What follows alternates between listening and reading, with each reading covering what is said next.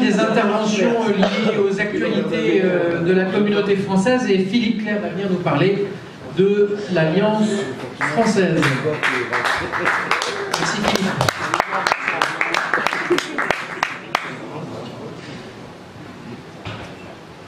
L'actualité des dernières nouvelles de l'Alliance française. Voilà. Merci. J'ai qu'un seul document pour ce mois, oui, c'est donc le mois de novembre, c'est le mois du film documentaire à l'Alliance française.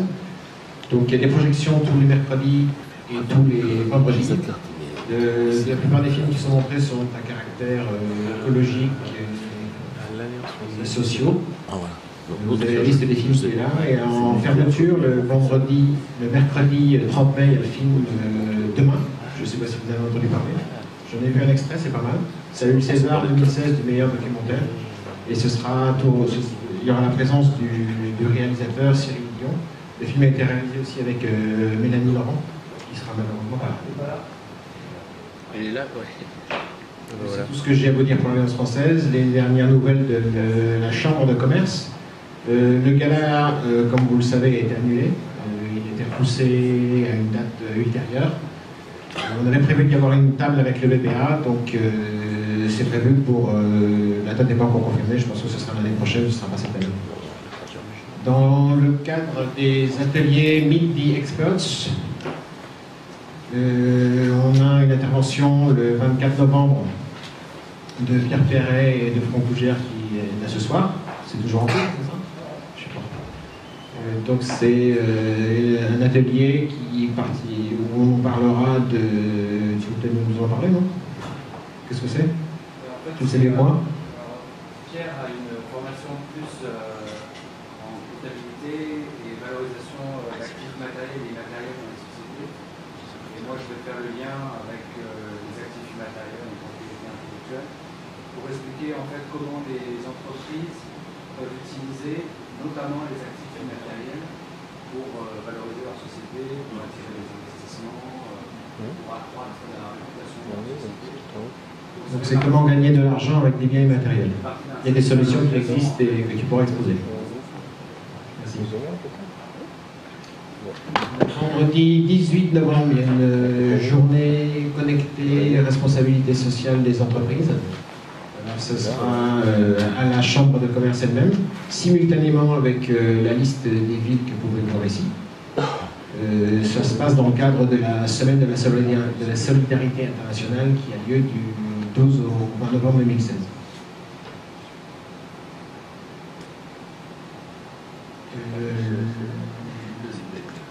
On passe le 25 novembre, donc ça c'est la grande venue annuelle, le grand déjeuner annuel qui a lieu avec le Premier ministre. Donc c'est l'occasion, si vous le souhaitez, de rencontrer notre général et de lui poser les questions qui vous passent par l'esprit.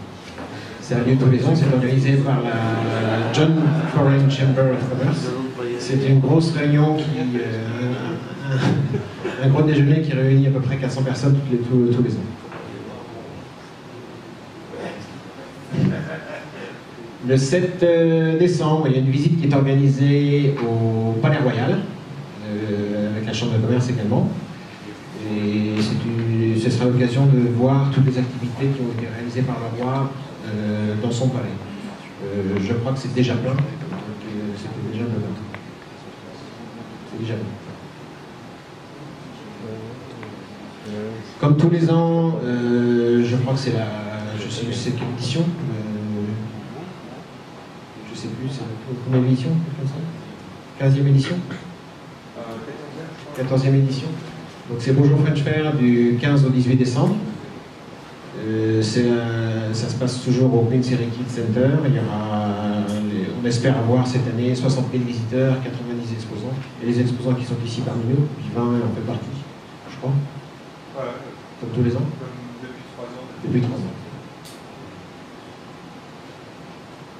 Et là, je passe le micro à Henri, qui va nous présenter la nouvelle plateforme web qui a été mise en place.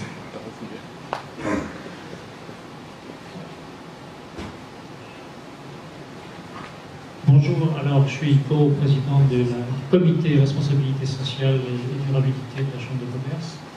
On constatait que pour l'entreprise qui voulait faire des actions dans ce domaine-là, ne trouvaient pas de partenaires idoines, de pourvoyeurs de services qui correspondent à leurs besoins. Donc on a mis en place une plateforme qui met en relation aujourd'hui près de 20 pourvoyeurs de services et les entreprises qui veulent travailler sur ces domaines-là. Alors concrètement, c'est organisé sur un site web. Vous pouvez choisir les différents domaines d'intervention en matière de responsabilité sociale et environnementale que sont l'achat, la chaîne de valeur, l'environnement, tout ce qui est lié aux employés ou aux bénéfices sociaux des employés, ou tout ce que sont les actions qu'on peut mettre au bénéfice de la communauté à l'extérieur de l'entreprise. Alors, le site est accessible depuis le site de la Chambre de commerce. Donc si vous cherchez, par exemple, un pourvoyeur de services ou un partenaire potentiel en matière environnementale, cliquez sur environnement et vous trouvez, à la date d'aujourd'hui, 7 entreprises qui proposent des services en la matière, dont 4 qui sont membres du BIA. Donc nous avons Morgan, qui sont dans l'activité Unkit, Thomas, Emma, aussi Valérin, qui sont présents là, pour mettre en place des projets dans les domaines spécifiques qui sont décrits quand on clique sur le logo de l'entreprise. C'est très pratique pour ceux qui veulent avancer en matière. Merci Marie.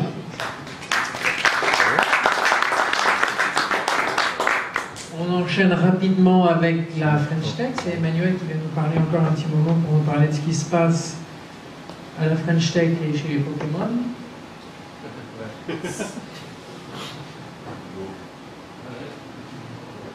Ok.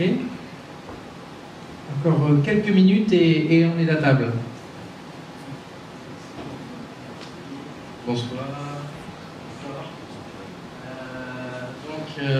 La French Tech, on a organisé en octobre Women in Tech. Il y a des gens qui étaient là parmi vous. Bravo. Voilà. Et en novembre, on a organisé Community Tech. Donc ça, on a réuni 70 personnes de Hive. Il y avait donc des gens super intéressants. Si vous voulez voir toutes les présentations, elles sont sur le site de la French Tech. Elles sont, on a fait tout ça en Facebook Live. Donc c'est tout à fait agréable à regarder. En décembre, il y a Company Culture Tech. Donc avec une superstar, je ne peux rien dire, je veux dire. Vous n'avez pas le choix. Et en février, il y a un joint event avec les Young Entrepreneurs, la Chambre de commerce et la French Tech pour célébrer les 2 ans de la French Tech Thaïlande. Donc l'activité, on veut faire en sorte de faire un push du hub de la Thaïlande, parce qu'avec là on est une communauté, et pour le gouvernement français, si on est un hub, on aura des financements. Donc là on a parlé avec la France vendredi dernier, et les candidatures seront ouvertes en 2017.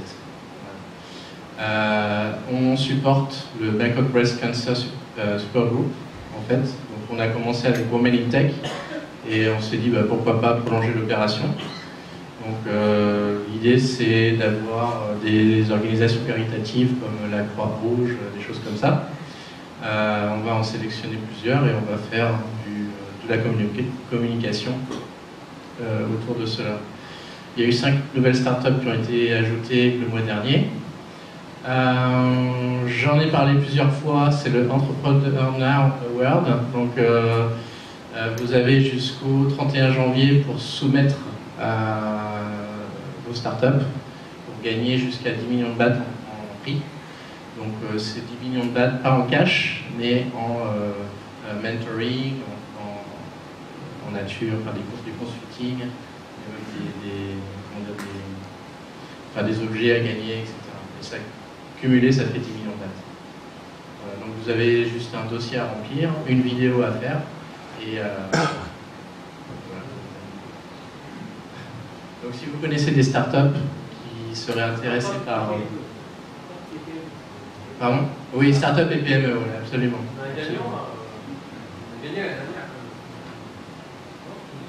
Bravo.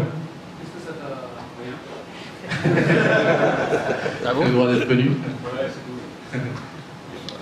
Non, mais, franchement, je sais pas d'où ces millions ils sortent. J'ai jamais été contacté après, j'ai jamais rien reçu.